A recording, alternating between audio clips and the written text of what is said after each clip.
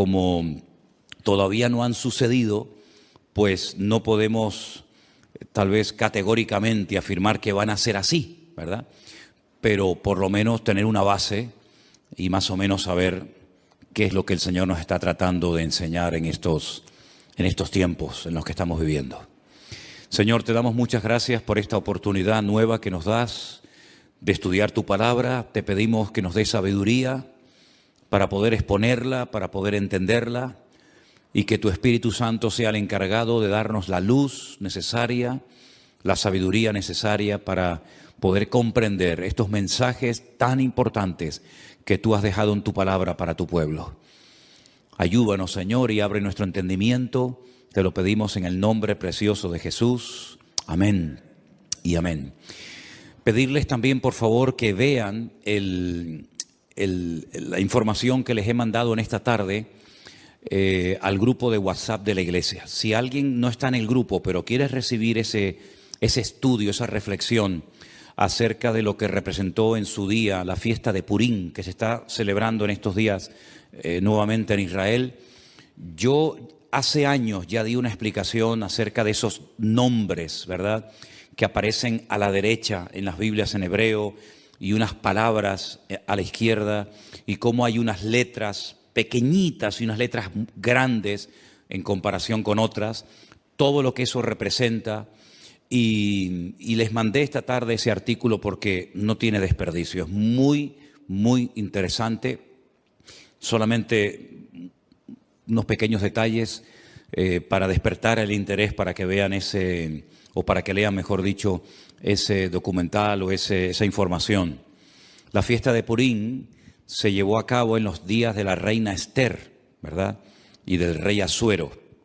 En estos días se lee todo el libro de Esther, volviendo a recordar la historia de cómo Dios salvó del exterminio, de la destrucción a todo el pueblo de Israel. Veis que el enemigo siempre quería más y más, ¿verdad? En un principio un hermano mató a otro, pero no fue suficiente. Más adelante vemos cómo el enemigo intenta, mezclar a la raza humana con aquellos engendros espirituales, ¿verdad?, con aquellas deformaciones terribles que produjeron la ira de Dios y tuvo que finalmente mandar el diluvio.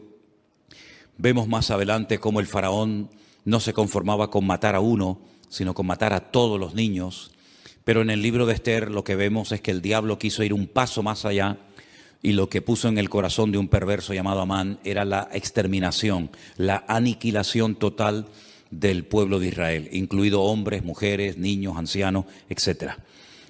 El Señor intervino de una forma milagrosa, y esa liberación, ese milagro se recuerda todos los años en una fiesta que, repito, se está celebrando en estos días y que se llama la fiesta de Purim. La palabra Purim viene de la palabra pur, que significa suerte. Purim es suertes, como se echó suerte sobre el pueblo de Israel, y el Señor, pues una vez más, protegió sobrenaturalmente a ese pueblo.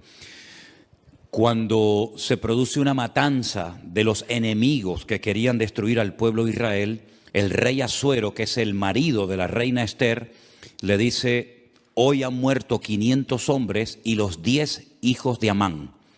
¿Tiene alguna petición más la reina? Y la reina, su esposa Esther, dice: quiero que mañana a los 10 hijos de Amán, que ya estaban muertos, los cuelguen en la horca. Y de ahí hay toda una explicación de esa palabra mañana, de cómo hay momentos en la que la reina Esther dice que se dirigía al rey Asuero, incluso mencionándolo por nombre, pero hay otros momentos en los que simplemente menciona la palabra rey, dando a entender de que le hacía la petición al rey, al Señor Dios Todopoderoso. Y vemos cosas muy interesantes de cómo no hace mucho tiempo atrás ahorcaron también a otras 10 personas. Y ese artículo que les he mandado esta tarde, yo ya lo había leído hace años, lo conocía.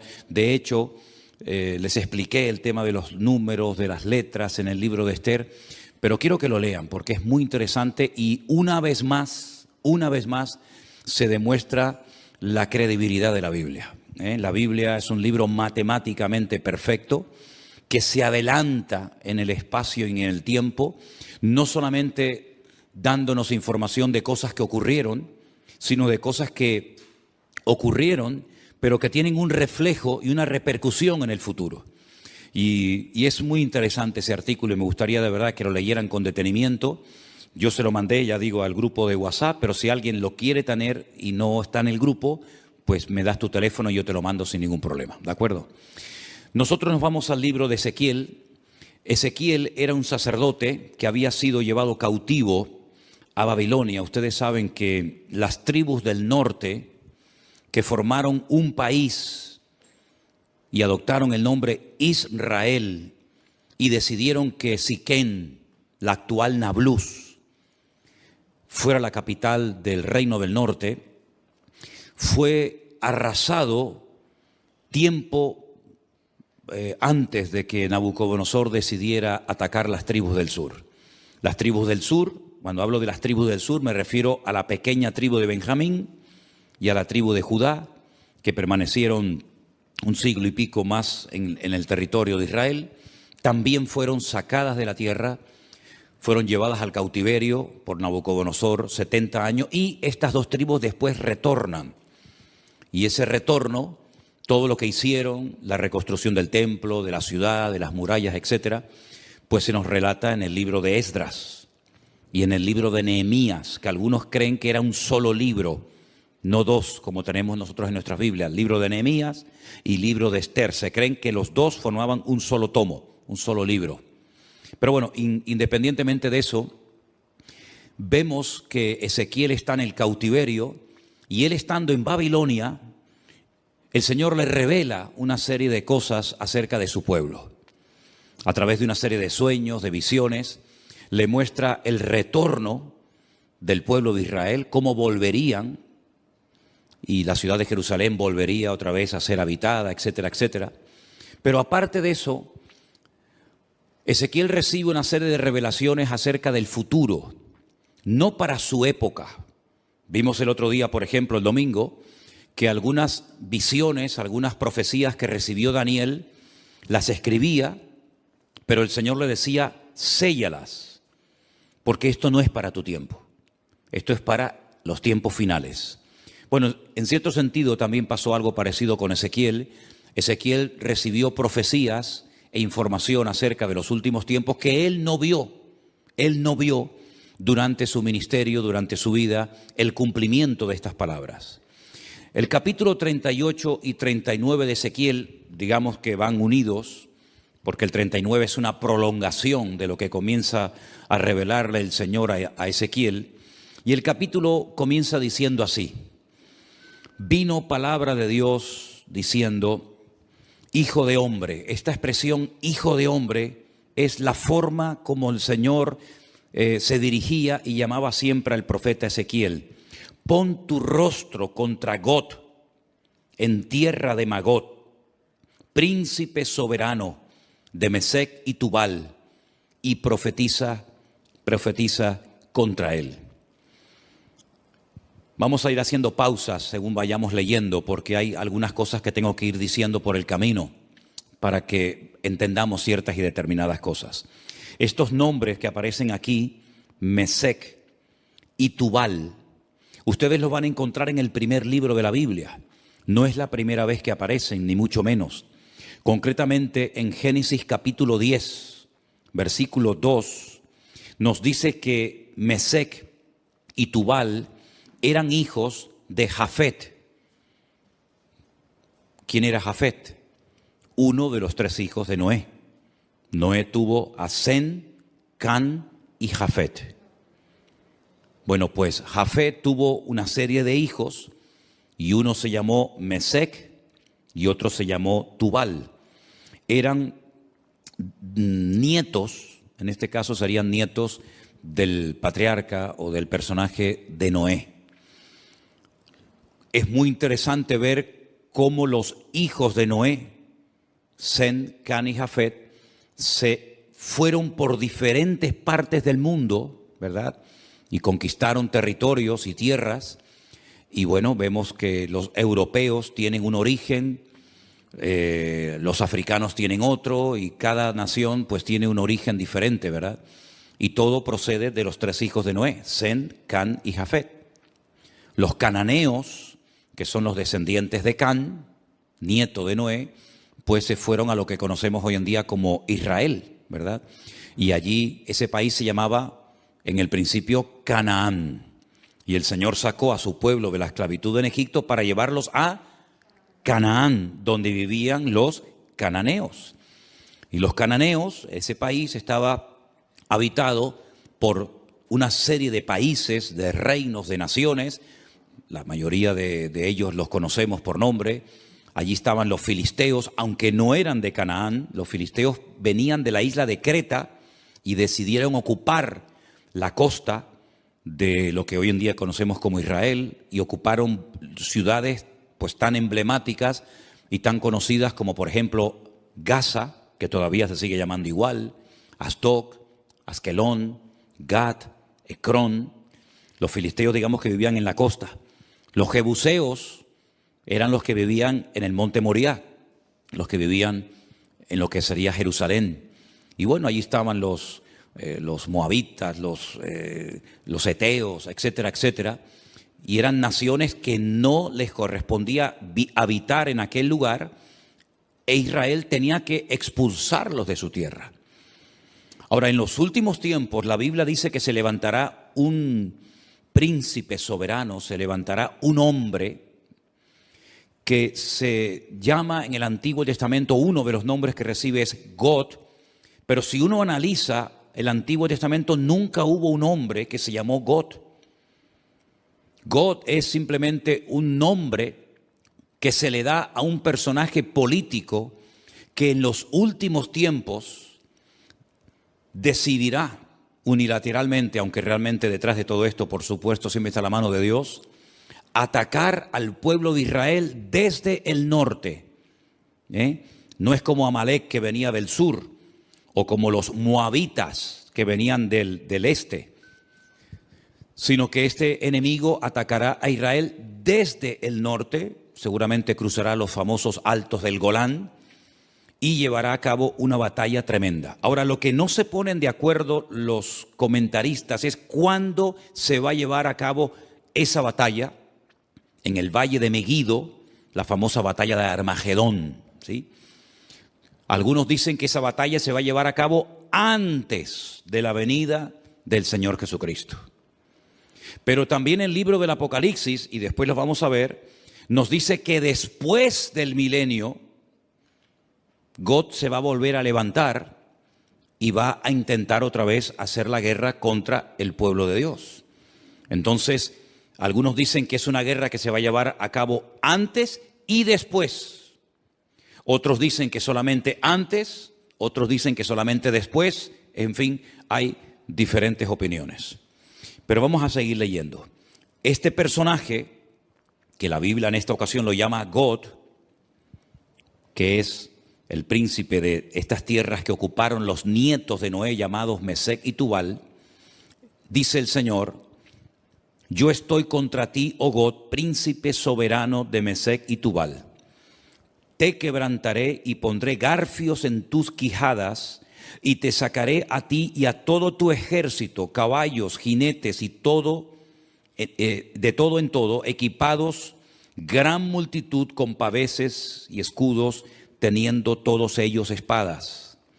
Y ahora menciona a tres naciones: Persia, Cus y Fut, con ellos, todos ellos con escudo y yelmo. Gomer y todas sus tropas, la casa de Togarma, de los confines del norte y todas sus tropas, muchos pueblos contigo. Es decir, God, digamos que es el líder, el representante, el que aglutina a un montón de naciones que lo van a apoyar con el objetivo de subir y atacar al pueblo de Israel. Ahora, estas naciones que se mencionan en el versículo 5, Persia, Cus y Fut, ustedes tienen que saber de quiénes se trata, para que sepan qué naciones en los últimos tiempos se van a juntar a estos ejércitos, ¿verdad?, internacionales con el objetivo de atacar al pueblo de Israel. En cierto sentido es como una especie de confederación, es un montón de naciones que se juntan. No es la primera vez que muchas naciones se juntan para atacar a un enemigo en común. Por ejemplo, en la Segunda Guerra Mundial se juntaron muchas naciones para atacar a los nazis, que en aquel momento eran los que estaban, digamos, controlando Europa. Durante la famosa Guerra de los 6 días y otras guerras que se han llevado a cabo en este último periodo en Israel, ha habido muchas naciones árabes que se unieron para pelear contra Israel. No es nada nuevo, ¿verdad? Son naciones que entre ellos se pelean, entre ellos tienen también sus discrepancias, pero como tienen un enemigo en común, que en este caso es Israel, y todos quieren tomar parte de la ciudad de Jerusalén, se unen para pelear como si fueran un solo ejército. Pero realmente no es un solo ejército, sino son muchos ejércitos, muchos soldados que se juntan con un objetivo en común. El versículo 5 habla de Persia. Persia es el país de Irán. Ustedes saben que hasta el otro día a Irán se le conocía como Persia. Así que los iraníes no son árabes, son de origen persa. Así que Irán, qué curioso, ¿no? Se está hablando últimamente mucho acerca de este país. Irán también apoyará a Gog con el objetivo de atacar y destruir al pueblo de Israel. Así que ya tenemos identificado quiénes son los persas. Cus es un país de África, Etiopía. Ustedes saben que Moisés fue criticado por su propia hermana Miriam porque se casó con una mujer cusita. Los cusitas eran o son de Etiopía. Así que Cus en aquel tiempo era Etiopía, actualmente tiene otro nombre. Y Fud es el país de Libia, un país que está en el norte de África. Como pueden comprobar, estamos hablando de naciones del norte de Israel, estamos hablando de naciones africanas, estamos hablando de la nación de Libia. Y en los últimos tiempos vamos a ver cómo diferentes naciones, y ya lo estamos comenzando a ver, cada nación ya se está posicionando. Unos apoyan a un bando, otros apoyan a otro bando, y estamos viendo cómo se está reorganizando el mundo. Unos a favor de estos por los motivos que sea, otros a favor de estos por sus propios intereses.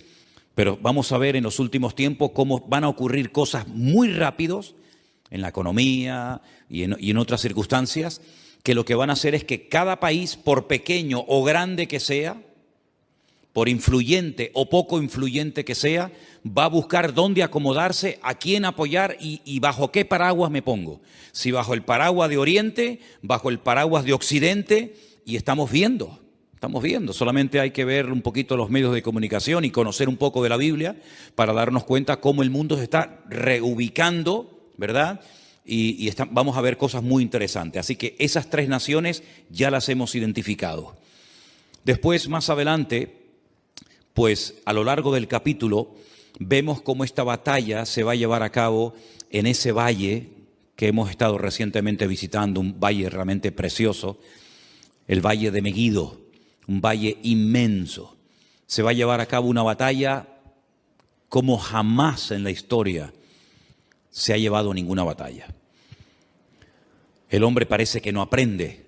Cuando terminó la Primera y la Segunda Guerra Mundial, muchas personas dijeron, bueno, después de estos conflictos ya hemos aprendido que en una guerra nadie gana, sino que todos pierden. Por lo tanto, no tiene ningún sentido que los pueblos, que las naciones se sigan enfrentando la una con la otra, pero vemos que el hombre no aprende. Vemos que de vez en cuando salta por algún sitio, salta por algún otro lugar. Esa batalla va a ser tan terrible, tan terrible. No vamos a leer los 2 capítulos porque ya ustedes los han leído, pero el objetivo de todo esto es que Dios va a permitir, Dios va a atraer a todas estas naciones que odian al pueblo, al Estado de Israel, para que Él demuestre su poder y quede definitivamente claro de una vez por todas que Él es el Rey de Reyes y el Señor de los Señores, y que a su pueblo nada ni nadie lo puede destruir. Todos los imperios, y podríamos hacer una lista enorme, todos los imperios, todos los países, todas las naciones que han intentado con todas sus fuerzas destruir al Estado de Israel prácticamente o han desaparecido o no son prácticamente nada en el tiempo presente.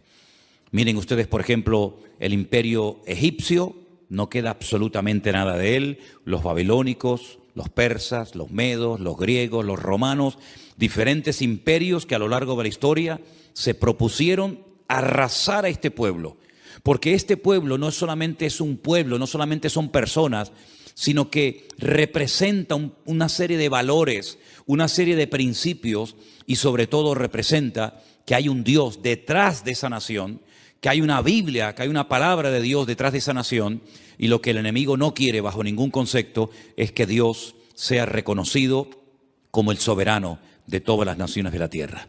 Ahora bien, cuando termine esa batalla tremenda en el Valle de Meguido, sí me gustaría leer a partir del versículo 4 del capítulo 39, donde dice: sobre los montes de Israel caerás tú y todas tus tropas, y los pueblos que fueron contigo, a aves de rapiña de toda especie y a las fieras del campo te he dado por comida.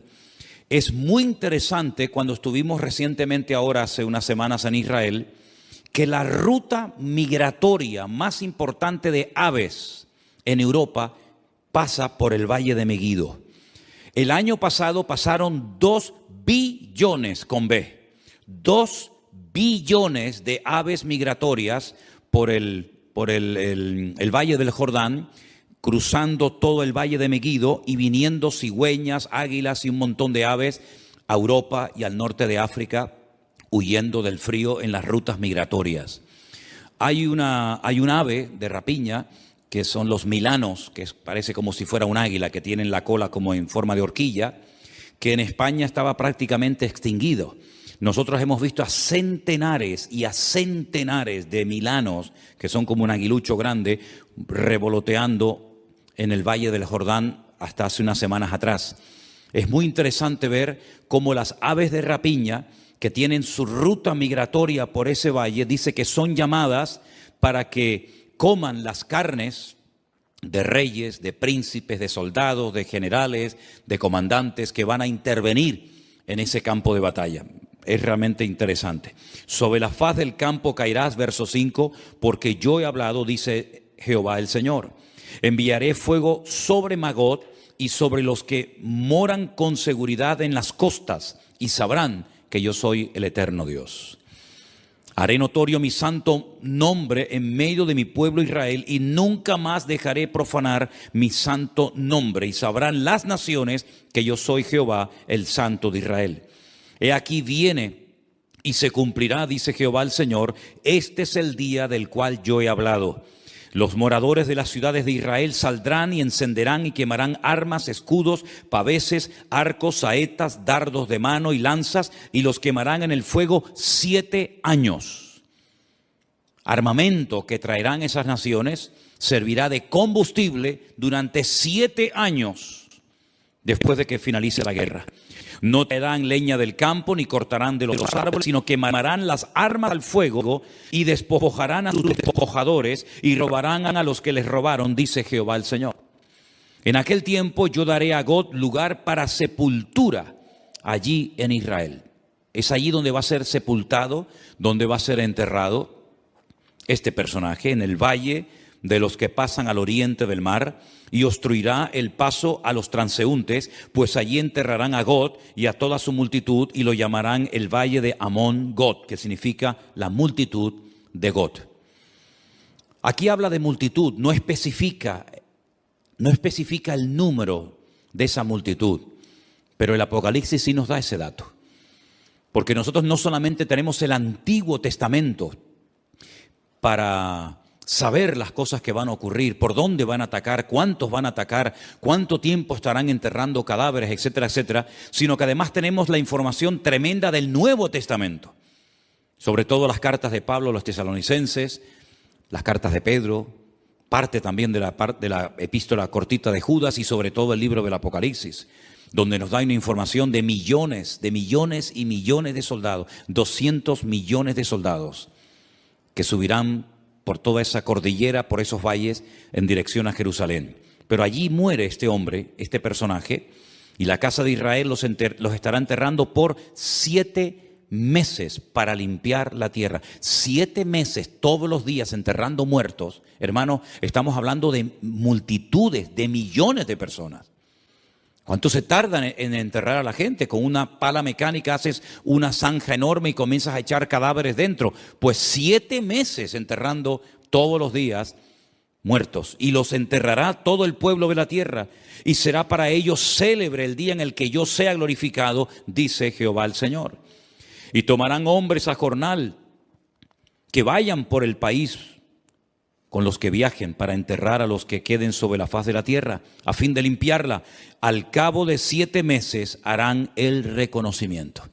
7 años quemando el armamento, 7 meses enterrando cadáveres, y pasarán los que irán por el país, y el que vea los huesos de algún hombre pondrá junto a ellos una señal, hasta que los entierren los sepultureros en el valle de Amón-Gad.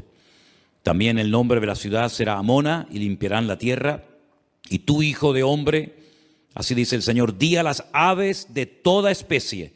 Les recuerdo, 2 billones de especies de aves pasaron el año pasado por ese valle. Di a las aves, a toda especie y a toda fiera del campo, juntaos y venid, reuníos de todas partes, a mi víctima que sacrifico para vosotros, un sacrificio grande sobre los montes de Israel, y comeréis carne y beberéis sangre. Y más adelante leemos en el verso 21, y pondré mi gloria entre las naciones, y todas las naciones verán mi juicio que habré hecho. Cuando termine esa batalla, al final de lo que llamamos o conocemos como el nombre de la gran tribulación, comenzará un período de 1000 años, que se conoce como el milenio o la era milenial del Mesías. Y dice Zacarías capítulo 14, y esto es literal, no hay que buscar una aplicación simbólica porque es literal. Y las naciones que hubieren sido salvas, no es que se hayan convertido, sino que se salvaron de la muerte en esta batalla tremenda, tendrán que subir todos los años a Jerusalén a celebrar la fiesta de los tabernáculos. Y la fiesta de los tabernáculos se suele celebrar generalmente entre los meses de septiembre y octubre. Y quiero que leamos literalmente el pasaje de Zacarías capítulo 14 para que vean un dato muy interesante que nos da este profeta acerca de esta batalla y acerca de las naciones que escaparán del juicio en este valle de Megiddo. En Zacarías, el capítulo 14, dice así, a partir del verso 1, he aquí el día del Señor viene y en medio de ti serán repartidos tus despojos. Está hablando de la misma batalla, está hablando del mismo tiempo, del mismo acontecimiento, pero 2 profetas diferentes. Uno, Ezequiel en Babilonia, y ahora Zacarías. Y dice, porque yo reuniré a todas las naciones para combatir contra Jerusalén. Aquí hay una información adicional a lo que nos viene diciendo Ezequiel. La ciudad será tomada y serán saqueadas las casas, violadas las mujeres, y la mitad de la ciudad irá en cautiverio, mas el resto del pueblo no será cortado de la ciudad. Después saldrá Jehová y peleará con aquellas naciones como peleó en el día de la batalla. Y ahora habla de la segunda venida del Mesías. Porque el Mesías, cuando nació cerca de este monte de los Olivos, en dirección hacia el sur, aproximadamente como a 7, 8 kilómetros al sur, en una pequeña localidad, en un pequeño pueblo llamado Belén, que pertenecía a Judea, Belén de Judea. Pero cuando dice aquí que se afirmarán en aquel día sus pies sobre el monte de los Olivos, aquí podemos ver que el Antiguo Testamento nos habla de su nacimiento en Belén de Judea y de su retorno, su segunda venida, poniendo los pies sobre el monte de los Olivos. Amén, hermanos, ¿lo ven claramente? Nace en Belén, retorna en el monte de los Olivos. para que algunos digan que la Biblia no habla de dos venidas, sino solamente de una. No, habla de dos venidas. Una que ya se produjo cuando nace en Belén de Judea, y otra cuando se afirman sus pies en aquel día sobre el monte de los olivos que está enfrente de Jerusalén, al oriente, al este, y el monte de los olivos se partirá por en medio hacia el oriente y hacia el occidente, haciendo un valle muy grande, y la mitad del monte se apartará hacia el norte y la otra mitad hacia el sur. Es decir, si se parte el valle y parte se va hacia el este, parte hacia el oeste y luego se ensancha, se separa el norte y el sur, quiere decir que en esa parte en la que hemos estado muchísimas veces se va a hacer un valle gigantesco, un valle enorme. Ahora mismo entre el monte Moriah, donde antiguamente estaba el templo, y donde está el monte de los olivos, hay un barranco, hay como si fuera un barranco que se llama el famoso torrente de Cedrón, pero no tiene ni punto de comparación lo ancho que será ese valle cuando el Señor ponga sus pies sobre el monte de los olivos. La pregunta que a lo mejor algunos se hacen es: ¿qué interpretan los judíos cuando dice aquí y pondrá sus pies sobre el monte de los olivos y el monte de los olivos se partirá?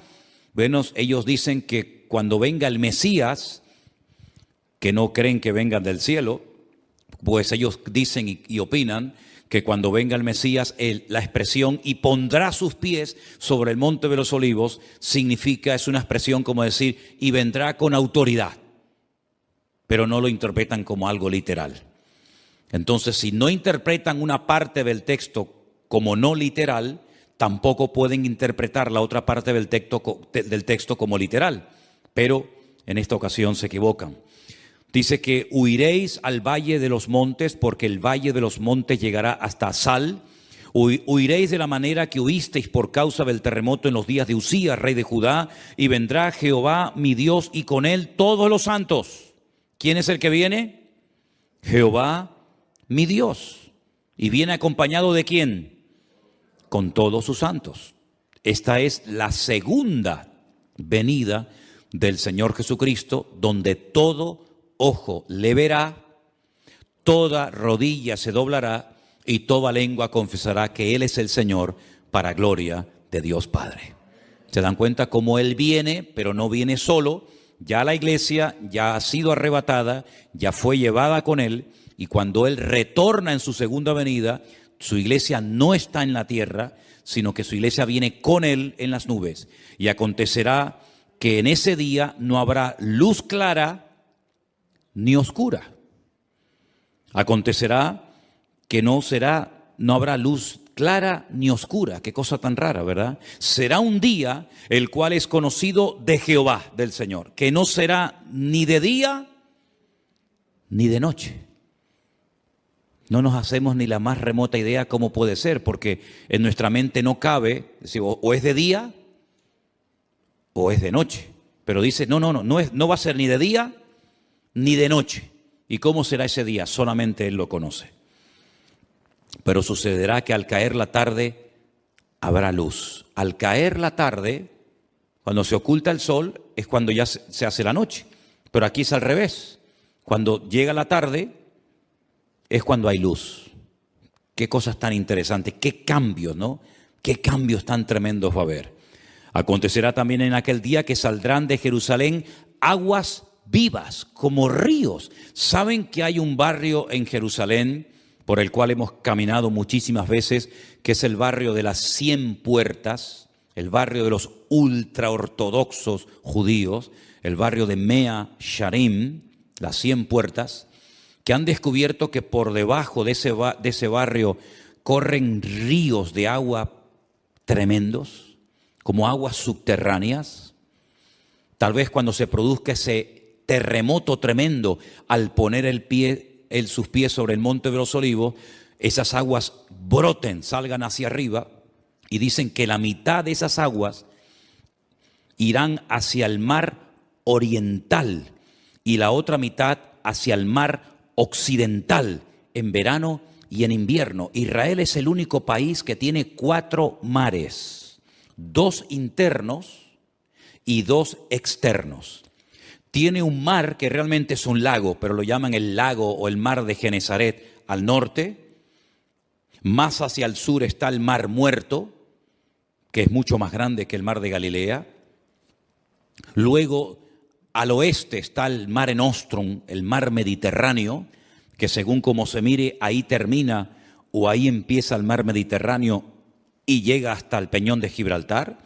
Y luego al sur, ¿verdad?, está el Mar Rojo o el Mar de los Juncos, porque tiene un color rojizo por unas hierbas que hay allí. Como hay otro mar que se llama el Mar Negro, por unas algas que hace que parezca que el agua está negra, ¿verdad? Y dice que hay aguas de Jerusalén que llegarán y entrarán en el mar Mediterráneo, y otra parte de las aguas entrarán en el Mar Muerto, y Jehová será rey sobre toda la tierra, y en aquel día Jehová será uno, y uno su nombre, ¿verdad? No se le va a llamar de diferentes maneras, sino que uno será su nombre, tendrá un solo nombre.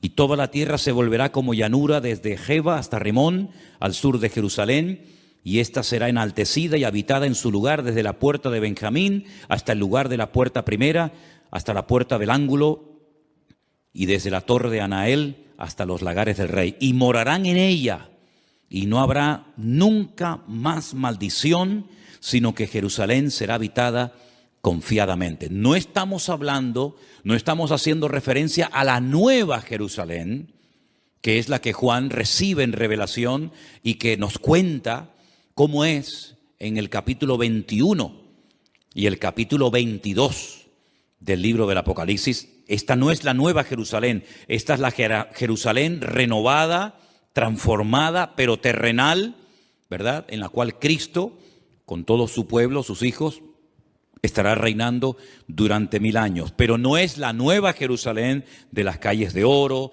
las puertas de perla, etc. Pero se vivirá en esa ciudad. Y esta será la plaga con la que herirá Jehová o el Señor a todos los pueblos que pelearon contra Jerusalén. Eso no lo dice Ezequiel. Ezequiel dice que las tropas de Gog, o del anticristo, si lo prefieren así, quieren atacar y destruir Israel, pero dice que morirá, que será enterrado en Israel, pero no dice cómo morirán las personas en el campo de batalla. Pero Zacarías sí recibió el dato, la revelación de cómo morirían. Dice que será como una especie de plaga.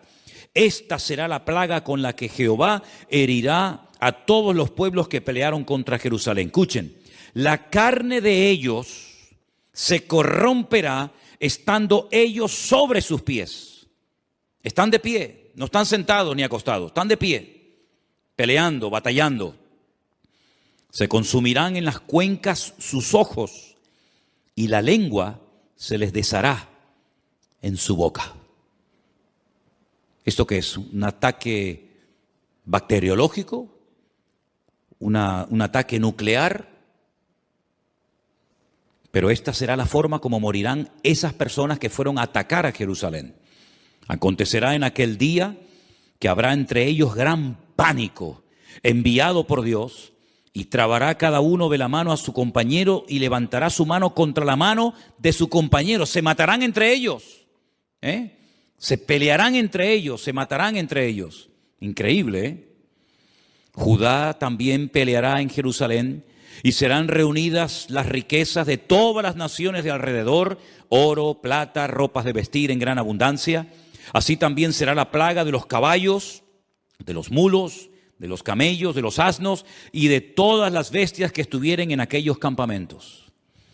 Todos los que sobrevivieren de las naciones que vinieron contra Jerusalén, aquí hay un dato muy importante, subirán de año en año para adorar al Rey, a Jehová de los ejércitos, a celebrar la fiesta de los tabernáculos. Todos los años tendrán que subir. ¿Por qué la fiesta de los tabernáculos y no otra fiesta? Porque las 3 fiestas de obligatorio cumplimiento que recibió el pueblo de Israel, que son Pascua, Pentecostés o Shavuot y la fiesta de los tabernáculos, las 2 primeras ya tuvieron un cumplimiento profético en la vida del Señor Jesucristo. Dice Pablo, Él es nuestra Pascua. Jesús fue sacrificado, fue crucificado, murió en la fiesta de Pascua. El cordero que se mataba, al cual no se le podía partir ningún hueso en la fiesta de la Pascua, tipifica, representa al Cordero de Dios que quita el pecado del mundo, que es nuestro Señor Jesucristo. La fiesta de las semanas, o Shavuot, o Pentecostés, como la conocemos nosotros, ya tuvo su cumplimiento profético. Fue el día que el Señor decidió derramar de su Espíritu Santo sobre las 120 personas que estaban en aquel aposento, en aquella casa, y comenzaron a hablar en otras lenguas y comenzaron a evangelizar a miles de personas que se convirtieron en aquel día. Pero la fiesta de los tabernáculos no ha tenido un cumplimiento profético en Cristo. Pero dice en el libro del Apocalipsis que cuando Él venga, Él pondrá su tabernáculo entre los hombres. Y su tabernáculo, su suká, es nada más y nada menos que su misma presencia. Él nació en la fiesta de los tabernáculos y Él exigirá que en la fiesta de los tabernáculos todas las naciones que hubieren sido salvas tienen que subir de año en año a Jerusalén, a adorar al Rey, a Jehová de los ejércitos. Y el que no suba, dice la Biblia en el verso 17, no vendrá sobre ellos lluvia. ¿Qué les parece? Si la familia de Egipto no subiere y no viniere, sobre ellos no habrá lluvia. Vendrá la plaga con la que el Señor herirá a las naciones que no subieren a celebrar la fiesta de los tabernáculos. Esta será la pena del pecado de Egipto y del pecado de todas las naciones que no subieren para celebrar la fiesta de los tabernáculos. Así que cuando nosotros decimos que lo mejor y lo peor está por venir, es cierto, queridos hermanos. Cosas tremendas que hemos leído en esta noche, por lo menos en parte, y otras que no hemos leído, tienen que suceder en algún momento. ¿Quién nos iba a decir a nosotros que íbamos a ser protagonistas de ciertas y determinadas cosas que ya han visto y están viendo nuestros ojos cada día? Yo les recuerdo que hace 2 años, solamente 2 años, no se hubiera podido celebrar aquí este culto, porque estábamos todos confinados, encerrados en nuestras casas. Y esa experiencia, que para algunos era una locura y un disparate, que todas las naciones de la tierra, que todos los cristianos del mundo, que todas las iglesias, igual da de la denominación a la que sean, tendrían que cerrar las puertas durante algunas semanas o meses, ya en nosotros es un hecho que ya sabemos que pasó, porque también lo vivimos en carne propia. ¿Y quién nos iba a decir a nosotros lo que estamos viendo en televisión en estos días? ¿Verdad? Parece como decir, ¿pero qué es lo que ha pasado? Si hasta el otro día todo estaba tranquilo y todo estaba bien y ahora se ha disparado el precio de esto y el precio de lo otro y nadie sabe lo que tiene que hacer y nadie sabe lo que va a pasar dentro de media hora y nadie sabe si se va a quedar aquí o va a decir, bueno, vamos también a ir a por el vecino de enfrente. Nadie sabe absolutamente nada. Hay un temor, ¿verdad? Hay una inseguridad y dice la Biblia que en los últimos tiempos habría angustia en las gentes, habría temor, habría miedo, pero en nosotros los cristianos, los que hemos creído, no pueden. Más pequeña entre los príncipes de Judá, porque de ti saldrá un guiador que apacentará a mi pueblo Israel. Entonces Herodes, llamando en secreto a los magos, indagó de ellos diligentemente el tiempo de la aparición de la estrella. Y enviándolos a Belén, dijo, id allá y averiguad con diligencia acerca del niño. Y cuando lo halléis, hacédmelo saber, para que yo también vaya y le adore. Ellos, habiendo oído al rey, se fueron, y he aquí la estrella que habían visto en el oriente iba delante de ellos. Hasta que llegando se detuvo sobre donde estaba el niño. Y al ver la estrella se regocijaron con muy grande gozo. Y al entrar en la casa vieron al niño con su madre María y postrándose lo adoraron y abriendo sus tesoros le ofrecieron presentes, oro, incienso y mirra. Pero siendo avisados por revelación en sueños que no volviesen a Herodes, regresaron a su tierra por otro camino. Amén. Todos los años leemos esta porción, más o menos por estas fechas. creo que es bueno leerla para que estemos informados de todas las cosas previas y posteriores que ocurrieron durante el nacimiento del Mesías, de nuestro Señor Jesucristo. Hoy leía esta misma historia, pero en otra versión. Y en vez de aparecer la palabra magos, aparecía la palabra sabios.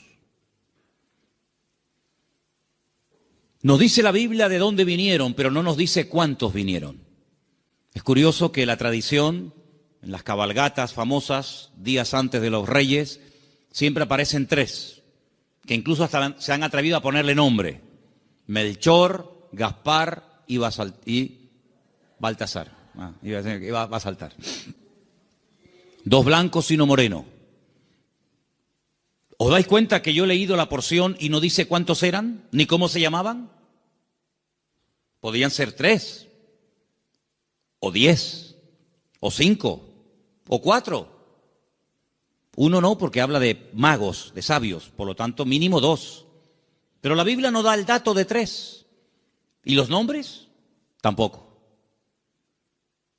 ¿Qué peligro tan grande corremos cuando nos inventamos las cosas y en vez de ceñirnos a lo que nos dice la fuente, que es la Biblia, comenzamos a oír y a prestar atención a tradiciones, a mitos, a cuentos, y comenzamos a ponerle nombre a personajes que la Biblia ni les da el nombre ni el número? ¿De dónde viene entonces el tema de que eran 3? Bueno, todo esto tiene una explicación, no bíblica, pero la explicación que le han dado es que representan a los 3 continentes conocidos de aquel tiempo: Europa, Asia y África. Uno representando a cada uno de los continentes que en aquel momento se conocían, puesto que Oceanía y América en aquel momento prácticamente no aparecían por ninguna parte. Pero tampoco tenemos base bíblica para decir esto, porque los 3, o los 4, o los 8, todos vinieron del mismo sitio. No vino uno de África, otro de Europa, otro de Asia, y allí se encontraron. No, venían juntos. Y venían los 3 juntos con un propósito.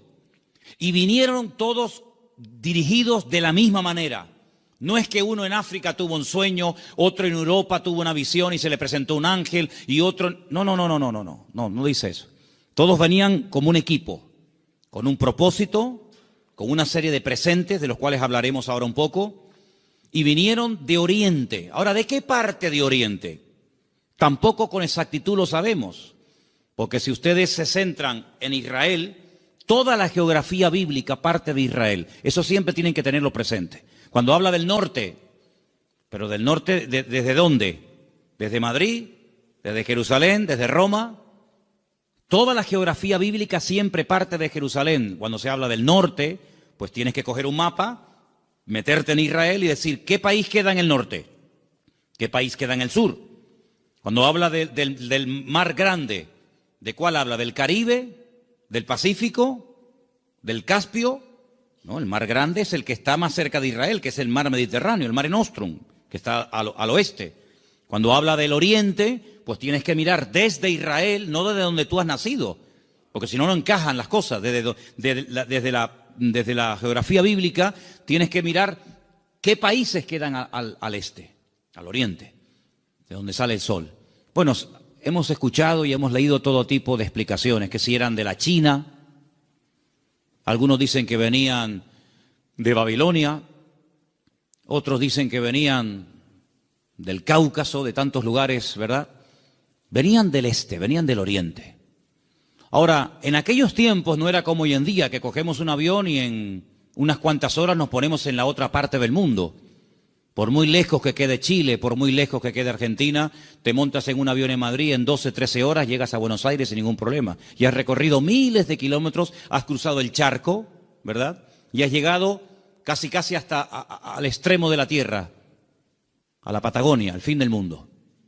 Pero en aquellos tiempos no era tan habitual, no era tan rápido, no era tan fácil el desplazarse de un país a otro. Lo que hoy en día hacemos en unas horas, en aquellos tiempos se tardaba días, semanas, meses y, si me apuras, hasta años. Fíjate, por ejemplo, que cuando hemos ido a Israel, Cuando yo les llevo a ustedes a Galilea y les muestro el camino real que aún existe, yo les he dicho, estando allí, que se tarda una semana desde Galilea hasta Nazaret y un poquito más hasta Jerusalén. Una semana, dentro de un país.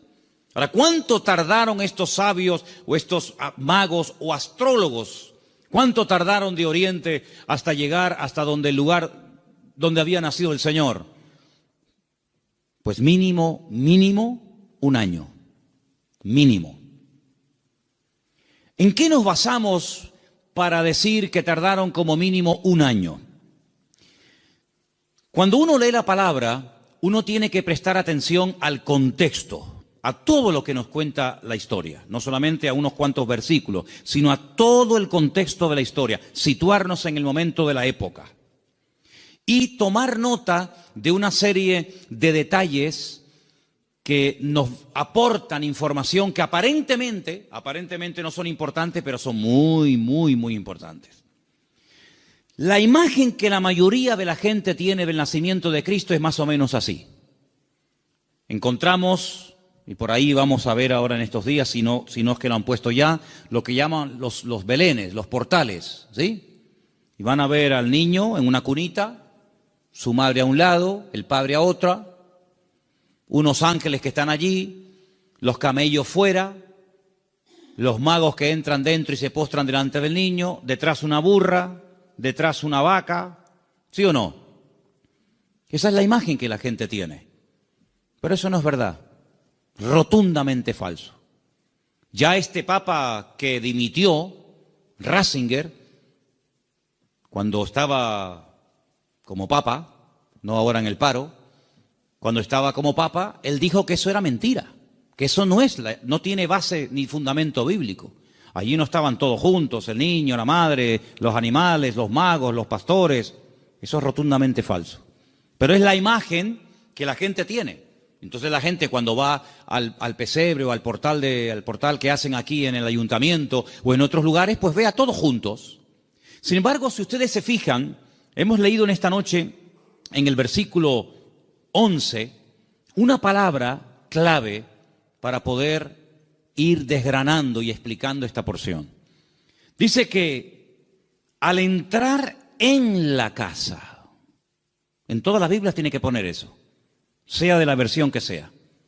En todas las Biblias tiene que poner, cuando entraron en la casa, vieron al niño con su madre postrado y lo adoraron. En la casa.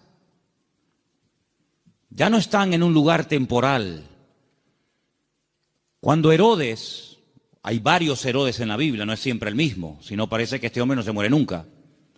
El Herodes que manda a matar a los niños, no manda a matar a niños de 15 días o niños recién nacidos. Él manda a matar a niños menores de 2 años, lo cual quiere decir de que había pasado ya mucho tiempo desde que había nacido hasta que llegan los magos a la casa. Los que sí vieron al niño envuelto decimos en pañales, en trapos, los que sí lo vieron prácticamente recién nacido, fueron los pastores. Los pastores que vivían allí en Belén, allí vivían los pastores. Y allí en Belén hay una cueva que tradicionalmente te llevan a verla y te dicen, mira, aquí es donde los pastores tenían el aprisco, el redil de las ovejas. Vivían en Belén, pero estos señores no vivían en Belén, estos señores vivían muy lejos, vivían en el oriente. Y estas personas no son advertidos del nacimiento del Mesías a través de ángeles, como fueron los pastores, que dice que estaban cuidando las ovejas, los corderos, porque en Belén era donde se criaban las ovejas, los corderos, que después se iban a sacrificar en el templo, porque Belén y Jerusalén están muy cerquita. Se puede ir hasta caminando. Y ellos son advertidos por ángeles, pero los magos y los sabios no. Los magos de Oriente, los sabios de Oriente, vinieron dirigidos por un astro. Nadie les habló, pero ellos miraron al cielo, durante la noche evidentemente, y vieron que una serie de señales indicaban que había nacido el Mesías. Ahora, ¿esta gente era creyente? ¿Eran paganos? ¿Eran idólatras? ¿Eran judíos? ¿Qué era esta gente? Porque si esta gente observa el horizonte y ve cómo se alinean una serie de estrellas y de astros y de constelaciones, ¿cómo saben ellos que el Mesías de los judíos ha nacido si no son creyentes? Podían haber interpretado esta señal de una forma completamente equivocada. Por ejemplo, en aquellos tiempos era muy común, en los tiempos de la Biblia era muy común que en aquellos sitios de tanta idolatría y de tanta adoración a los astros, al sol, a la luna, a las estrellas, cuando nacía un niño, los sacerdotes de esas religiones sacaban a los niños durante la noche y miraban al cielo. Y ellos interpretaban el momento en el que había nacido el niño, cómo estaba el horizonte, cómo estaban colocadas los astros y las constelaciones, y casi pronosticaban y profetizaban sobre el niño cómo iba a ser. Por ejemplo, hubo un hombre que nació en ese país, en ese lugar de tanta idolatría y de tanta observación a los astros, y fue un señor llamado Taré, que tuvo un hijo llamado Abraham. Y cuando le pusieron el nombre, seguramente interpretaron equivocadamente de los astros que este sería un hombre enaltecido y le marcaron su destino hasta que él huye de esa tierra y el Señor le dice: levanta la mirada a los cielos, cuenta las estrellas, porque lo que te han profetizado no es así. ¿Cuánta gente queda marcada por la visita a un mago, a un astrólogo, a un curandero o a un adivino, y alguien le dijo que su hija o su hijo, su marido o su esposa o tú o no sé quién iba a pasar esto, esto y esto, y esa palabra falsa quedó ahí impregnada, pero como tú la has creído, a esa mentira tú la alimentas y le das fuerza, y el diablo se mueve en la mentira, el diablo se mueve en la ignorancia. Entonces te dice: no, es que tú vas a tener un niño pero se va a morir a corta edad. Y tú crees en esa palabra y la compartes y no sé, y te agarras a ella y le estás dando ideas al diablo. ¿Y cuántas veces queda la gente marcada por falsas profecías, por un pronóstico equivocado, por una carta astral, por una lectura de manos, por lo que dijo una noche un vasito que se movía y apuntaba en no sé qué dirección? ¿Y cuánta gente queda marcada de por vida?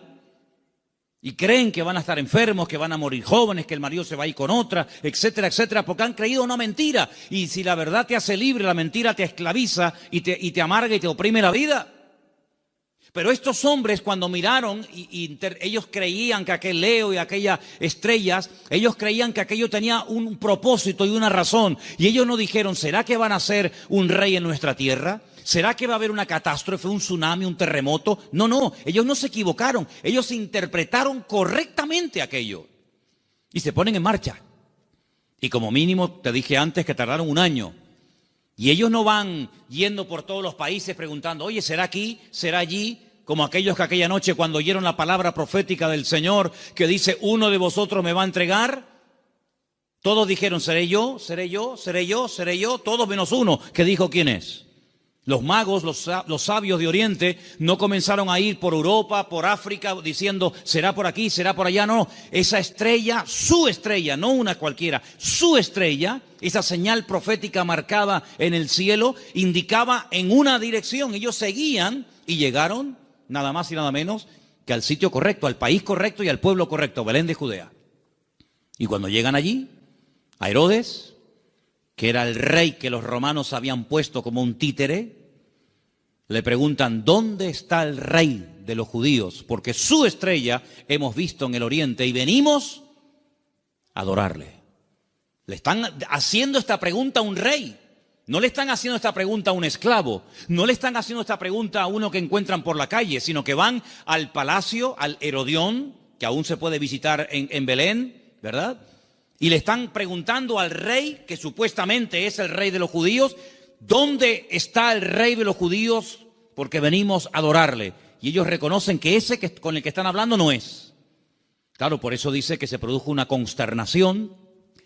La gente comenzó a decir: oye, han venido gente de lejísimos, cargados con unos presentes y unos regalos, una fortuna en oro, en incienso y en mirra. Y dice que vienen a adorar al rey de los judíos y dicen que su estrella han visto en el oriente, y estas noticias corrieron hasta Jerusalén y se produjo un tumulto tremendo porque la gente decía: ¿pero a quién se refieren?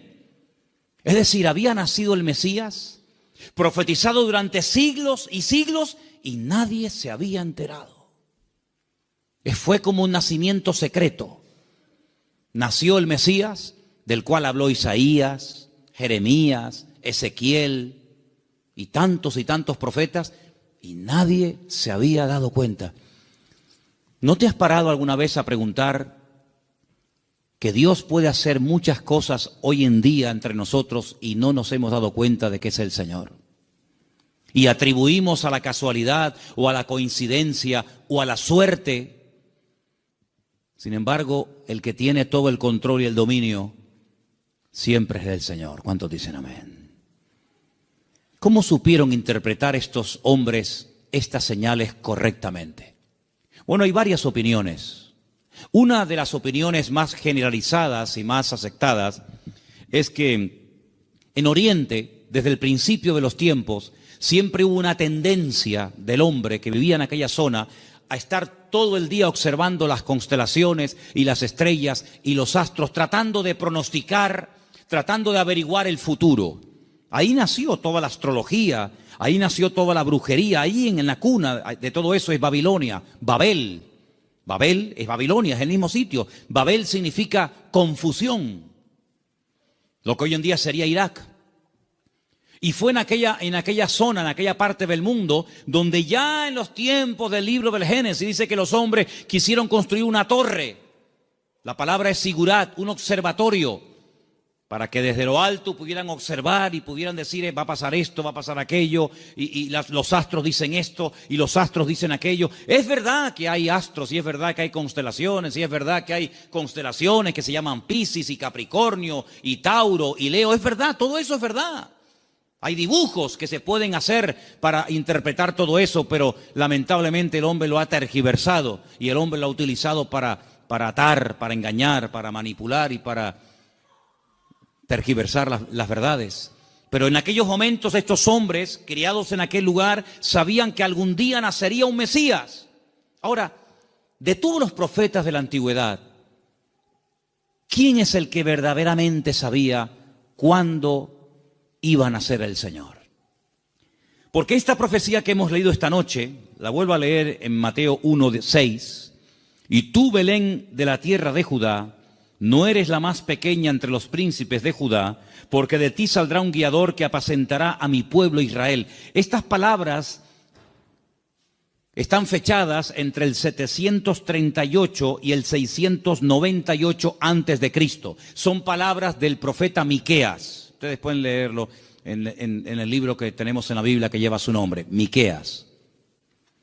Pero hubo un profeta que sabía el día exacto en el que el Señor Jesucristo vendría en su primera venida a este mundo, y era el profeta Daniel.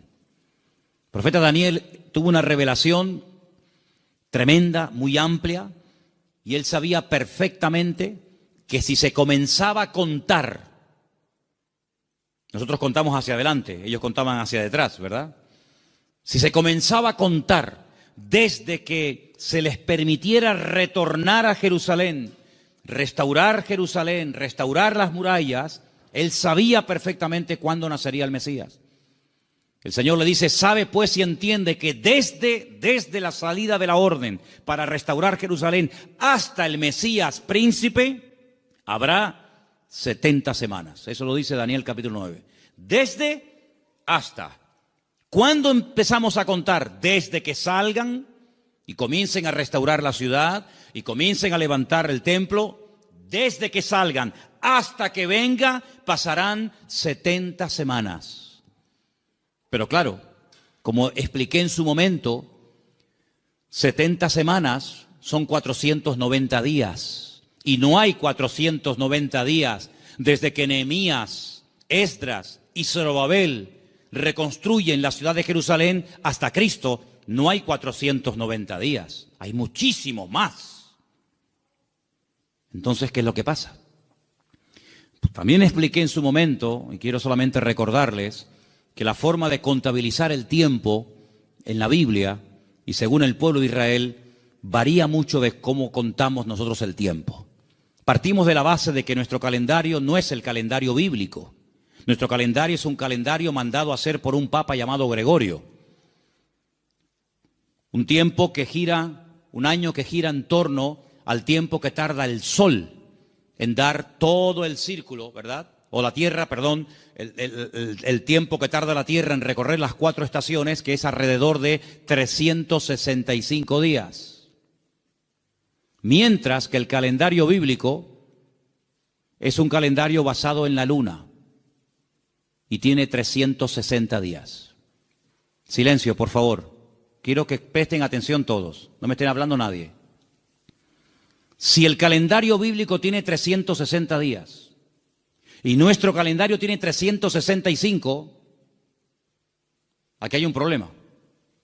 Nuestro calendario va aumentando más rápido de lo que va aumentando el tiempo bíblico. Tenemos más días para hacer un año que el calendario bíblico. El calendario bíblico es más corto. Primer problema. Segundo problema que tenemos. Nosotros contabilizamos el día a partir de las 12:01 de la noche. En la Biblia no se cuenta, estamos hoy a jueves, ¿verdad? ¿Hasta qué momento será jueves? Hasta las 12:01. Hasta las 12 de la noche es jueves. Y a las 12:01 automáticamente ya es viernes. En la Biblia el día empieza con la caída del sol. Cuando se pone el sol y una mujer no tiene luz para enhebrar una aguja y ya se pueden ver tres estrellas en el horizonte y ya no hay luz suficiente para enhebrar una aguja, ahí empieza. Si en este momento en Israel, a las 4, 4:15, 4:30, como mucho de la tarde, ya es de noche, quiere decir que en Israel a las 4:30 de la noche ya es viernes, mientras que aquí todavía estamos en el día jueves. ¿Se dan cuenta la cantidad de desajustes que se producen? Cuando el hombre se sale de la palabra, cuando el hombre sale de la escritura, es un lío. Por eso después no encaja nada. Por eso muchas personas han intentado poner fechas y tal, y es un desastre, porque no se ciñen a la escritura. Todas las profecías, todas, absolutamente todas, las de la primera y las de la segunda venida de Cristo, todas están basadas en el calendario bíblico, no en el calendario gregoriano o cristiano, que es el que tenemos nosotros hoy en día. Según el calendario bíblico, estamos en el año 5777. Según nuestro calendario, estamos en el año 2016 después de Cristo. Pero ¿y antes de Cristo no hubo historia? ¿Antes de Cristo no hubo nada? ¿Cómo que 2016? Entonces hay un desfase tremendo, de 5777 a 2016 después de Cristo. Y no contamos lo de antes. Tenemos otra forma de contabilizar, ¿verdad? Porque hay un antes y un después. Entonces es muy importante darnos cuenta de que el profeta Daniel, cuando recibía las revelaciones acerca de la venida del Mesías, el Señor le estaba hablando con términos bíblicos, no con términos modernos. Y cuando el Señor le dice 70 semanas, Daniel, sabe pues y entiende, escucha esto, desde que salgáis hasta que venga el Mesías príncipe, pasarán 70 semanas, pero resulta de que en el pueblo de Israel y según la Biblia, y esto está demostrado en el libro de Levítico, las formas de contar los días y las semanas también son diferentes. ¿Por qué? Porque nosotros llamamos semanas a un grupo de 7 días. Y 7 días para nosotros es una semana. Claro, y para todo el mundo. Pero además, en la Biblia se llama semana a un periodo de 7 años. Es decir, si le preguntas a un niño cuánto tiempo tiene, te puede responder de 2 maneras. A la manera nuestra y te dice, yo tengo 7 años. O te puede decir, yo tengo una semana. Y tú dices, ¿cómo va a tener este niño una semana? Qué grandes son los niños en Israel, ¿no? Pero tienes que multiplicar, ¿verdad? De tal manera que cuando el Señor le dice al profeta Daniel, 70 semanas están determinadas sobre tu pueblo, lo que le está dando es un paquete profético de 490 años. 70 por 7, 490. Y esos 490 años, hay diferentes bloques, diferentes características, diferentes sucesos, diferentes acontecimientos, que cuando tú lo sabes interpretar, pues tú dices, efectivamente, 483 años, 483 años, multiplícalo por años de 360 y te va a dar el número exacto de días que hay desde que salieron de Babilonia y restauraron Jerusalén hasta que entró el Mesías. Pasaron 483 años. Pero dice, pero son 70 años, 70 semanas. Y la última semana, los últimos 7 años, son los famosos 7 años de la gran tribulación. Y todo encaja. La Biblia es matemática pura. Es la única ciencia exacta, las matemáticas. En todas partes del mundo, 2 y 2 son 4. En todas partes del mundo. Por encima del Ecuador y por debajo del Ecuador, 2 y 2 son 4. En todas partes del mundo. Es una ciencia exacta, ¿verdad? No se puede cuestionar. No es que aquí 2 y 2 son 4, allí son 3 y medio, allí son 8. No, en todas partes es igual. Y el Señor usa la matemática de Él, el tiempo de Él, el calendario de Él, para preparar a los pueblos, para preparar a las naciones, para preparar a su pueblo, para que aquel día no nos sorprendan las cosas como ladrón en la noche. Entonces estos hombres seguramente tenían la información que tenía el profeta Daniel. Y junto con la información del profeta Daniel y la observación meticulosa de los astros y de las estrellas, automáticamente dijeron: el tiempo se ha cumplido. El tiempo se ha cumplido del nacimiento del Mesías. Y ellos se ponen en marcha. Y cuando llegan, pues ya el niño no es un niño recién nacido. Ya el niño no está en un pesebre. El niño está en una casa. El niño está en una casa. Es interesante notar que en el pesebre estaba José y María, pero en la casa está solamente María, ya no está José. Y estos detalles es importante darse cuenta, porque son los detalles que nos van a ayudar a tener toda la información, todas las piezas del puzzle, y vamos a poder decir: amigo, los que vieron al niño recién nacido fueron los pastores. Y los magos o los sabios de Oriente, cuando vinieron, no vieron a un niño recién nacido. Vieron a un niño de 1 año, año y medio, máximo 2 años. Es muy diferente.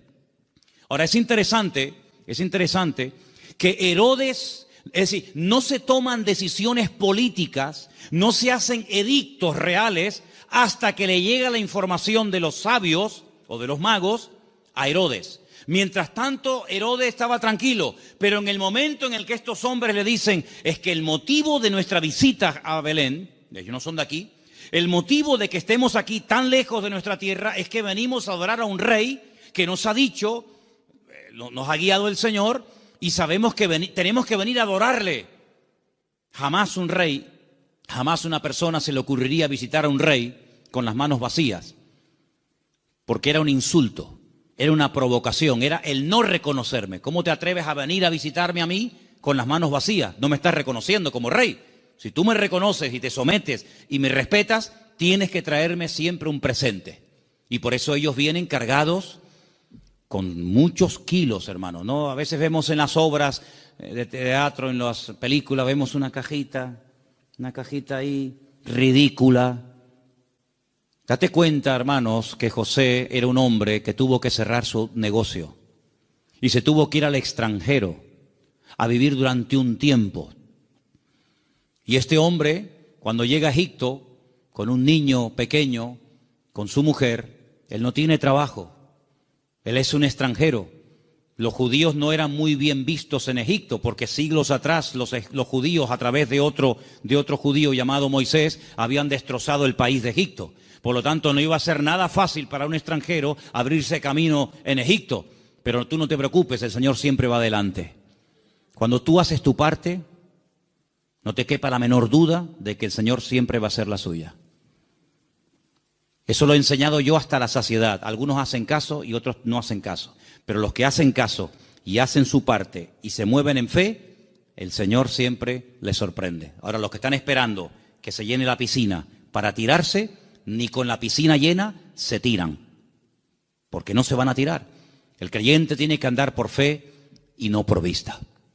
Ellos se dirigen hacia Belén, el lugar donde estaba escrito que tenía que nacer el Mesías, porque, hermanos, había tantos datos, tanta información, tantas profecías sobre el nacimiento y sobre la vida del Mesías, que era imposible cumplirla todas.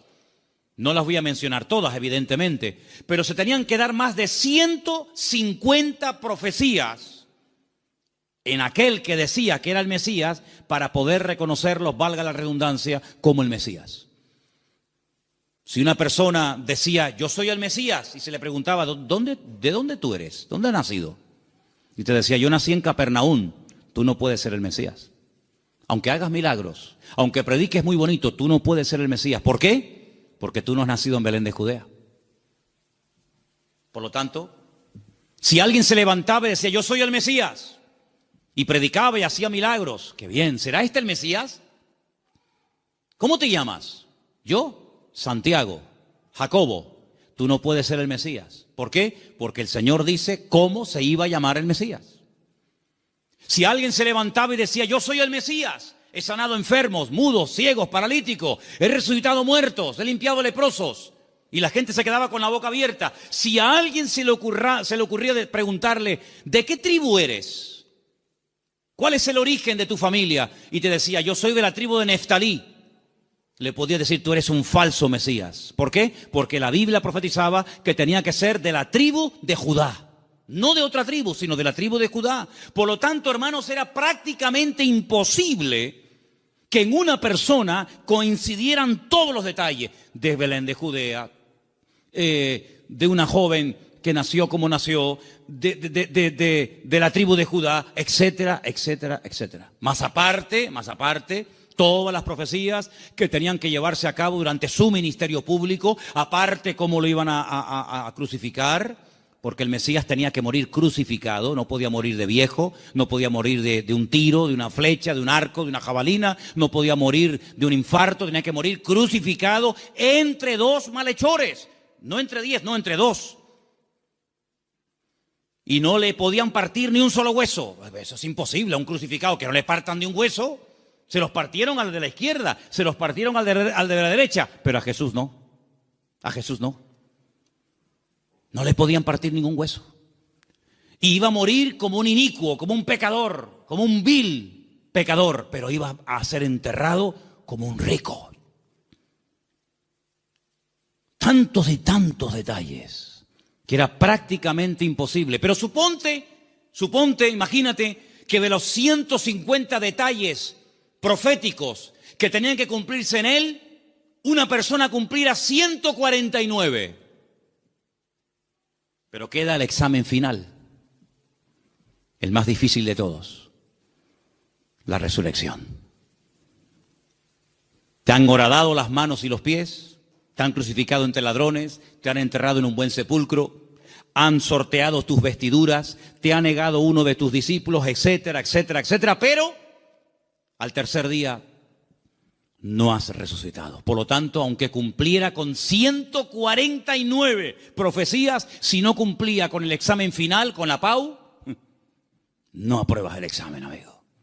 Por lo tanto, hermanos, cuando estos hombres se ponen en marcha, no es por emociones, no es por un sentimiento pasajero, sino es porque están coincidiendo tantas cosas que ellos van en fe y en obediencia, guiados milagrosamente a través del desierto, probablemente un viaje de más de un año, hasta llegar a Belén de Judea. Cuando ellos llegan y le dicen a Herodes que vienen a adorar al Señor, resulta de que le presentan 3 tipos de regalos. Vamos a leerlos nuevamente, por favor. Estamos en Mateo capítulo 2, versículo 11. ¿Lo ponemos? Mateo 2:11. Al entrar en la casa vieron al niño con su madre María y postrándose lo adoraron. Y abriendo sus tesoros le ofrecieron presentes, oro, incienso y mirra. Algunos comentarios dicen que Daniel, cuando recibió la revelación, que la tenemos en la Biblia, por si te interesa conocerla, del nacimiento del Mesías, y también de su reinado, pero estamos hablando de su primera venida, Daniel vivía en el palacio con el rey Nabucodonosor, ¿os acordáis, verdad? Después con Belsasar y después con otros también. Dicen los comentarios que Daniel no tuvo descendencia, seguramente lo hicieron eunuco, que era lo más probable, y no tuvo descendencia, pero dice que era uno de los hombres más ricos de todo el país. Después del rey, el que más autoridad, el que más prestigio y reconocimiento tenía, era Daniel. Así de claro, igual que José en Egipto, que después de Faraón el que mandaba era José. Casi podríamos decir que mandaba más José que Faraón. Toda esa fortuna, toda esa riqueza no se la quedaron sus hijos porque, repito, no tuvo. Y algunos dicen que puede ser que estos sabios, guiados, como ya hemos dicho, milagrosamente, llegaron hasta Belén y esta fortuna, porque no era una cajita así, era una fortuna en oro, en incienso y en mirra, que a lo mejor tú dices, bueno, yo de las tres cosas me quedo con el oro. ¿Y el incienso y la mirra? Bueno, vamos a ver. Todo lo que la Biblia relata, todo lo que ocurre en la palabra de Dios, todo tiene una razón de ser, ¿sí o no? No hay nada casual. ¿Por qué la Biblia dice que eran 153 peces los que pescaron? ¿Ah? ¿Por qué dice la Biblia que comieron 5.000 hombres? ¿Por qué dice la Biblia que le regalaron oro, incienso y mirra? ¿Qué más da? Le hicieron presente, le hicieron regalos. ¿Y qué más da? No. Lo dice.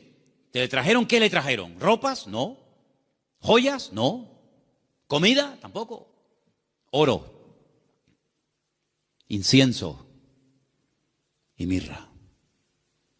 Tal vez para nosotros esos regalos no sean tan significativos, pero vamos a explicarlos. En estos tres regalos, nosotros podemos ver, en cierto sentido, el reconocimiento de ese triple ministerio que el Señor Jesucristo llevaría a cabo durante su vida. Ustedes saben que en el Antiguo Testamento o eras profeta o eras rey. Las dos cosas al mismo tiempo no se podía hacer. Muy rara vez, por ejemplo, David, a veces profetizaba, pero David no pasó a la historia por ser un profeta, aunque a veces profetizaba. Pero uno conoce a David como el rey de Israel, no como un profeta. Sin embargo, a Isaías lo conocemos como un profeta. Sin embargo, en la figura de Cristo, en la figura del Mesías, se iban a dar tres características únicas de él: rey, profeta y sacerdote. Rey, profeta y sacerdote.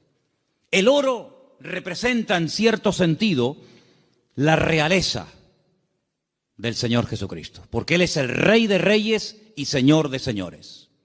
Nadie dijo amén, pero lo es. Él es el Rey de reyes y el Señor de los señores. Nació como rey, lo crucificaron diciendo que era un rey y volverá a este mundo como un rey. Cuando nació dijeron, hemos venido a adorar al rey de los judíos. Era un niño, 1 año y medio, 2 años, pero era un rey. Todavía no se manifestaban sus poderes, sus milagros, pero era un rey. Cuando murió en una cruz, él no lo dijo, pero Pilato dijo, quiero que le pongan encima de la cruz un título, una placa donde pongan 3 idiomas para que todo el mundo lo entienda, en latín, en hebreo y en griego. Quiero que pongan, este es el rey de los judíos. Es increíble. Cuando Pilato le dice, pero tú eres un rey, ¿sí o no? Y dice, yo para esto he venido a este mundo. Pasa que todo tiene su momento y todo tiene su lugar. Cuando oramos en el Padre Nuestro, lo leemos o lo mencionamos, hay una parte que recordamos que Él es rey. Cuando decimos, venga tu reino, y no hay reino sin rey, y no hay rey sin reino. Por lo tanto, Él es un rey. Y en ese presente del oro, moneda internacional, dicho sea de paso, porque con oro puedes ir a cualquier parte del mundo, se reconoce que Él era un rey. De hecho, ellos dicen, venimos a adorar a un rey. Pequeño, pero al fin y al cabo rey. Luego resulta de que el Señor Jesucristo era profeta, era la voz del Padre, era el que anunciaba las buenas nuevas de salvación a los quebrantados de corazón, a los ciegos, a los prisioneros, a los pobres. Él proclamaba el mensaje, era un profeta. Y ahí lo vemos, hermanos, como la mirra. La mirra era lo que se utilizaba, ¿verdad?, en los ungüentos para ungir a las personas. Y con ese elemento de la mirra vemos que se le reconoce su ministerio profético. ¿Cuántas veces profetizó el Señor? ¿Recuerdan alguna profecía que dijo el Señor? Yo recuerdo muchas. Por ejemplo, una muy sencilla, pero que se cumplió literalmente. En una mesa se queda mirando a todos y les dice, ¿sabéis una cosa? Esta noche uno de ustedes me va a traicionar. ¿Cómo? ¿Nosotros? Eso no puede ser. Nosotros somos tus discípulos. Lo hemos dejado todo para estar contigo. Pero él profetizó. Eso es una palabra profética. No se había cumplido. Uno de vosotros me va a traicionar. Uno de vosotros me va a negar. Y se cumplió literalmente. Aunque el que lo iba a hacer dijo, no.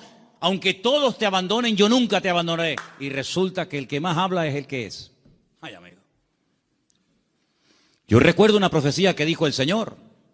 Muy larga, por cierto. La tenemos enterita en Mateo 24. En los últimos tiempos se levantará nación contra nación y reino contra reino, y la maldad se multiplicará, pero el que persevere hasta el fin será salvo. Estamos viendo cómo la maldad se ha disparado de una forma increíble, hermanos, increíble. Raro es el día que usted no ponga la televisión a la hora de las noticias y no oiga tragedias y tragedias y tragedias y más tragedias. Si no es en Alemania, es en Francia, si no en Siria, si no en Jordania, si no en Grecia, siempre por todos los lados. Hablábamos de Sodoma y Gomorra, pero ¿cuántas ciudades hoy en día han ganado en maldad a Sodoma y Gomorra? Antes había una Sodoma, antes había una Gomorra, ahora hay miles de Sodomas y de Gomorras, miles. La maldad se va a multiplicar. Falsas doctrinas, falsas enseñanzas, terremotos, pestes. Hermano, ¿cuántas palabras dio el Señor? Una palabra profética que dijo, vete, tu criado ha sido sanado en esta misma hora. Es una palabra profética. Estaba allí, pero cuando llega, estaba sanado. Y dice, ¿a qué hora fue sanado? Y dice, a tal hora. Y dice, a esa hora fue cuando él me dijo que iba a ser sanado. Profeta fidedigno, siempre anunciando la verdad. La palabra de Dios claramente. Y como sacerdote, ahí tenemos representado el incienso. El incienso que subía continuamente a la presencia de Dios, recuerda el ministerio sacerdotal. Pero algunos de ustedes dirán, pero Cristo no podía ser sacerdote, porque los sacerdotes eran de la tribu de Judá, de la tribu de Leví. Y Jesús, como tú acabas de decir, no era de la tribu de Leví, era de la tribu de Judá.